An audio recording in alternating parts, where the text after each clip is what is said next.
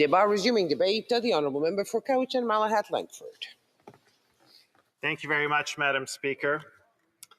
I do solemnly, sincerely, and truly declare and affirm that I will be faithful and bear true allegiance to Her Majesty Queen Elizabeth II. I uttered those words 3 times now, Madam Speaker, once in 2015, once in 2019, and again in 2021. And of course, now our allegiance lies with His Majesty King Charles II. It's important to note that we are not giving our oaths to the person, Madam Speaker.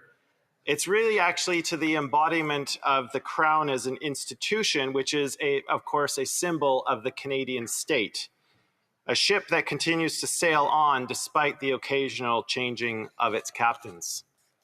I never thought that I would arrive at a moment in time when I had to seriously doubt the sincerity of that affirmation or oath from fellow members of Parliament. But given the astounding report that we received last week from the National Security and Intelligence Committee of Parliamentarians, that is the moment that we have all arrived.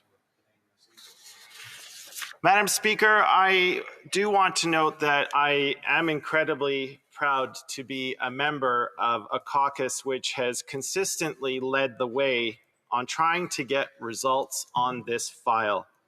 I take members back to just over a year ago on May 30th of 2023 when my honourable colleague, the member for Vancouver East, used our opposition day in the House of Commons to make sure that we debated a motion on calling for a public inquiry. As members will recall, at that time, the government had set up a special rapporteur, the Right Honourable David Johnston, but it was quite clear that the faith in Mr. Johnston's abilities had become compromised because of his close relationship with the Prime Minister and with the Liberal Party. And that is why we felt as New Democrats at the time that it was necessary for this House to call on Mr. Johnston to step aside in his role and for the government to finally get serious about this matter of foreign interference and urgently establish a public commission of inquiry.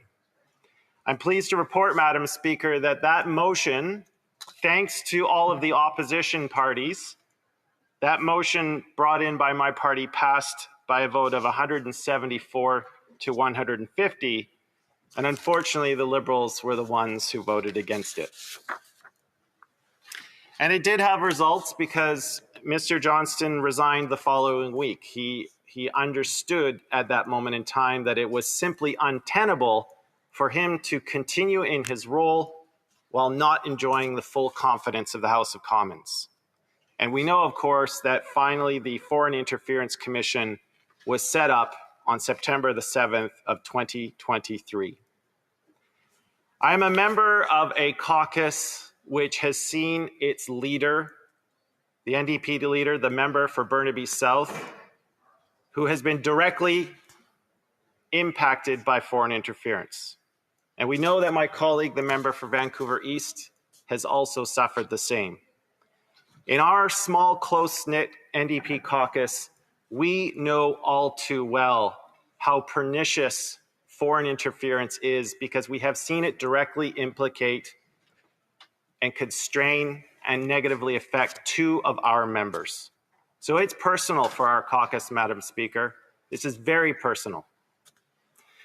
That brings me to the motion that the Bloc Québécois has brought forward for their opposition day for the House to consider and eventually vote on. And I want to break up my speech into several parts looking at the various components of this motion.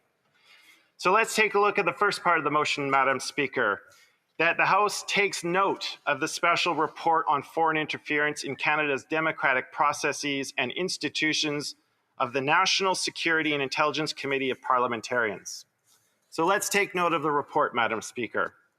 First of all, I want to note that in the opening paragraphs, the following quote appears.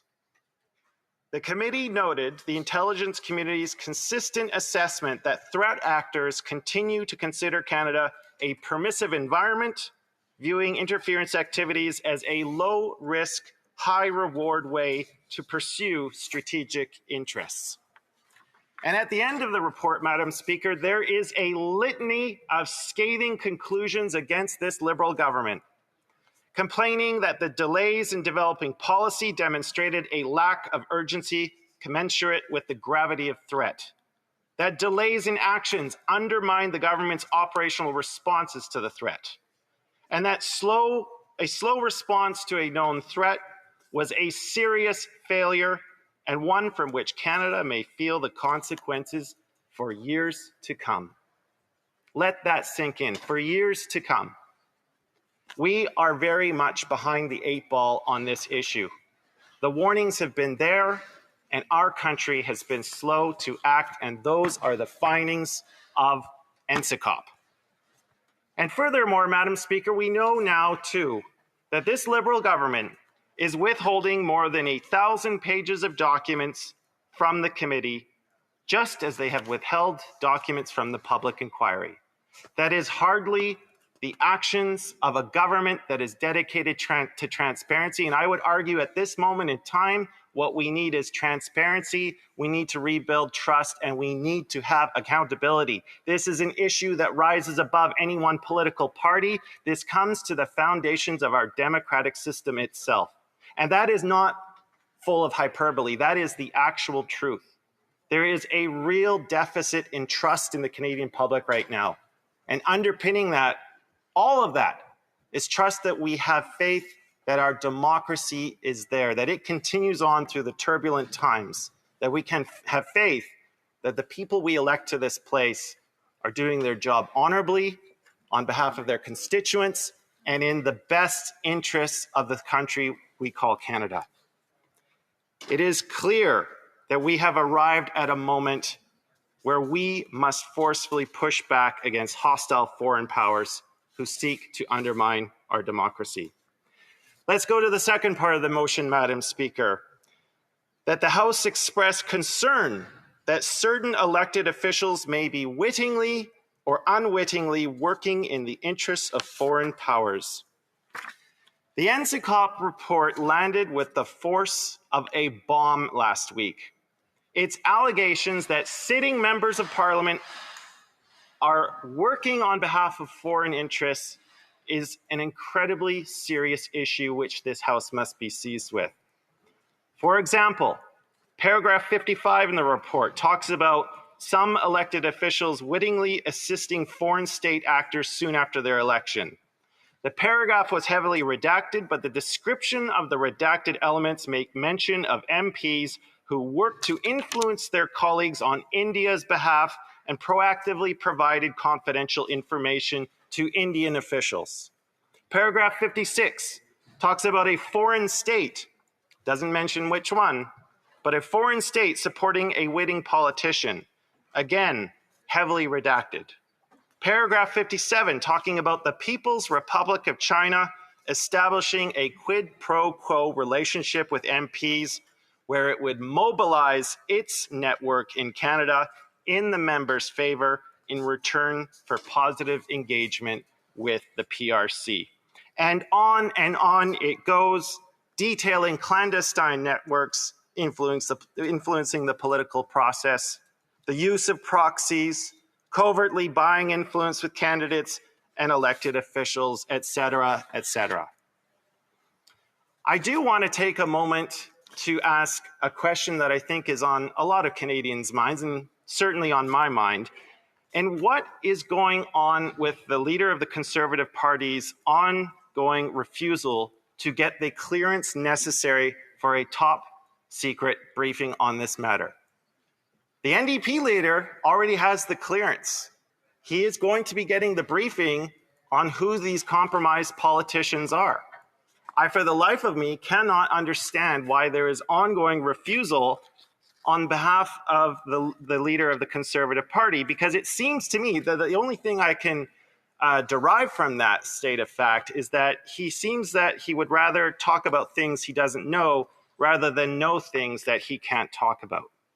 Because if I were to look in the report, Madam Speaker, specifically paragraphs 72 and 73, where we're talking about where the People's Republic of China allegedly interfered in the leadership races of the Conservative Party of Canada, where India allegedly interfered in the Conservative Party's leadership.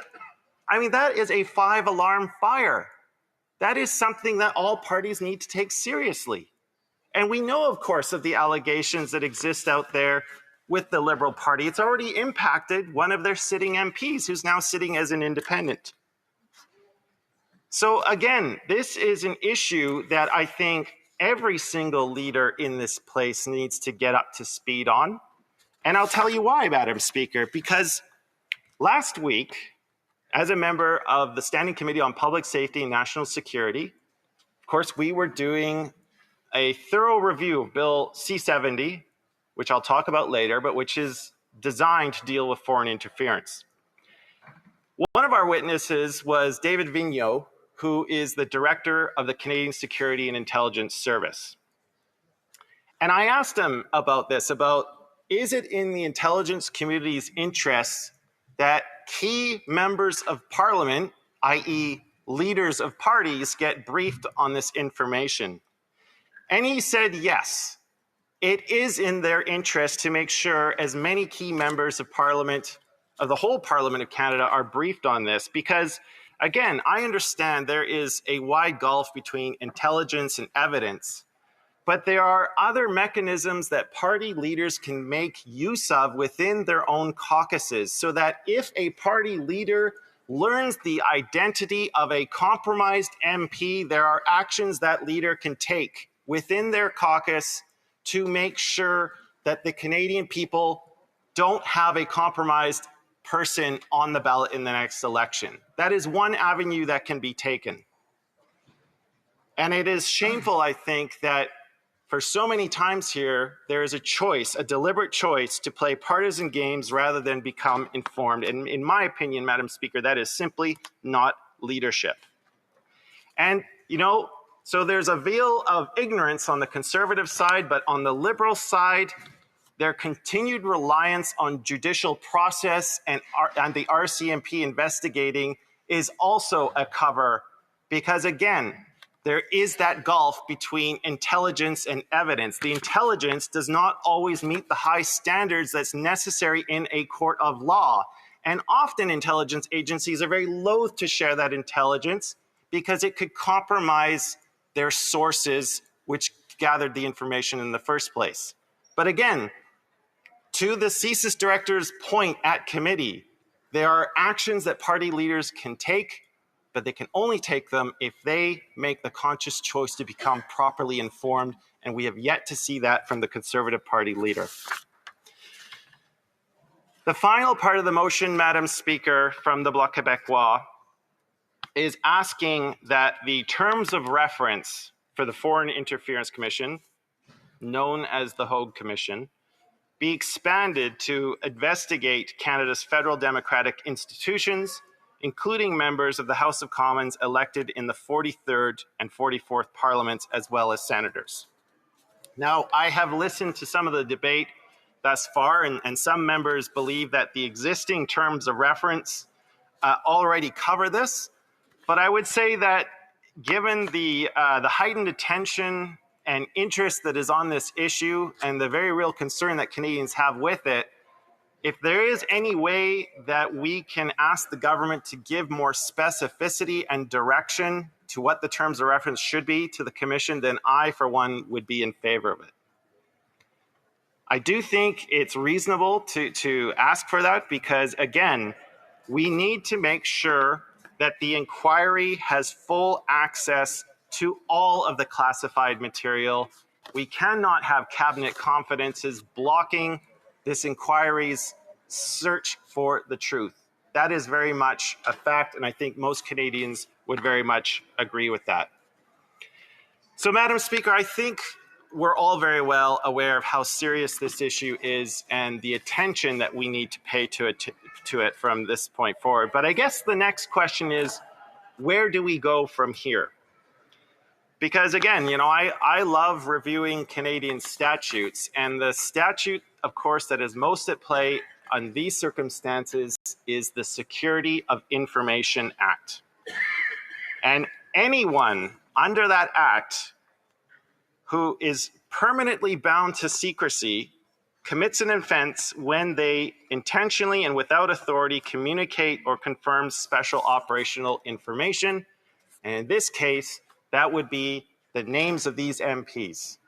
So we are in a conundrum here, because on one hand, we have the Security of Information Act with very stiff penalties.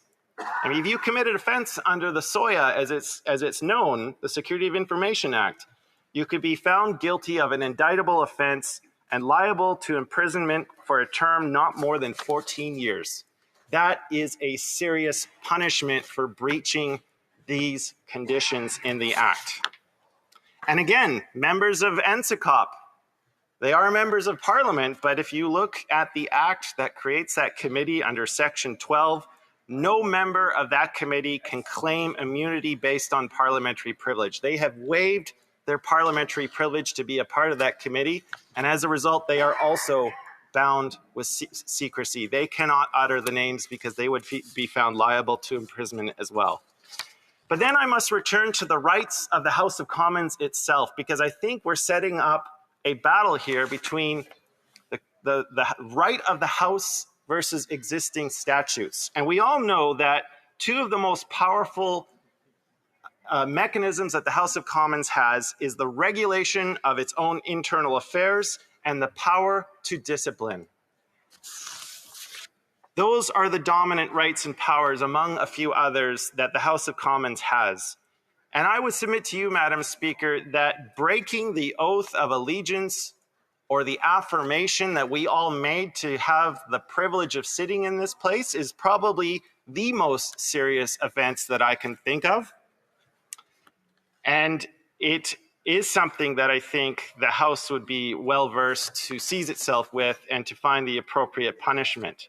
But again, I'm not sure where this battle is going to go, because we have rights as members of Parliament in that anything we say here on the floor of the House is protected by parliamentary privilege. We literally cannot be held liable for the things that we say on the floor of the House, because there can be no impediment to an MP doing their job. They cannot fear prosecution to be able to do their job. So we have to find a way where this information becomes known, because the ultimate goal I want is that no Canadian faces a possibility where there is a compromised politician on the ballot who may be working on behalf of a foreign power rather than the interests of the community they represent or to our country as a whole.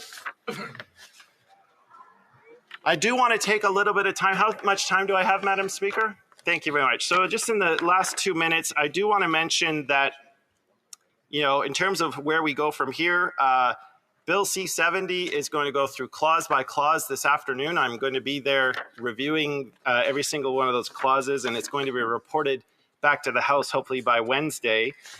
So I think there are some substantive measures in that bill, and we're certainly happy to be supporting it. I think it's important that we set up a registry. I think it's important that CSIS's Act gets updated so that it can work in a digital world.